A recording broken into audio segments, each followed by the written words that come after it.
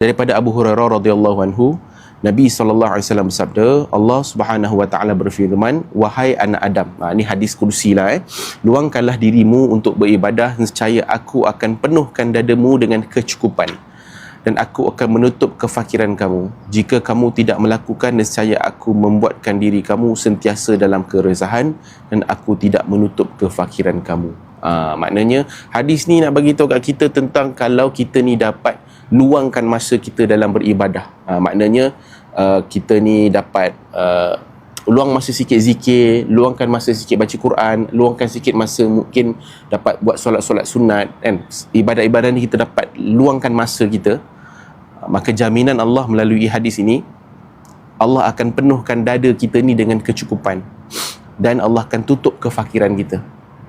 Dan kalau kita tak buat ibadah ni, maknanya tak luangkan masa kita untuk ibadah-ibadah khusus ni kan, Allah akan buatkan diri kita ni sentiasa dalam keadaan anxiety, sentiasa rasa resah, rasa anxiety, rasa gelisah, dan Allah tidak menutup kefakiran kita. That's why kenapa penting untuk kita ni ada allocation masa kita dah ada allocate kita punya jadual kita, rutin kita tu dalam kita nak buat certain ibadah.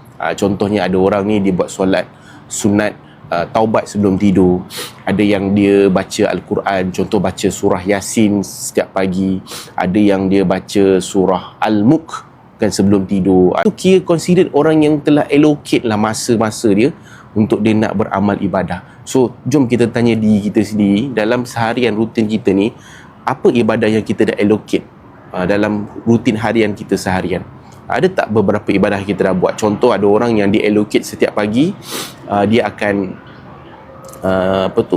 infak, sedekah kepada madrasah, tahfiz online kan. So setiap pagi dia akan start pagi dia dengan infak. Cumanya Nabi ajar pada kita, sebaik-baik amalan adalah amalan yang dia sikit tapi dia berpanjangan, dia berterusan. Itu lebih baik daripada buat amalan banyak kan. Buat amalan banyak, buatlah 2-3 hari betul tak buat dah.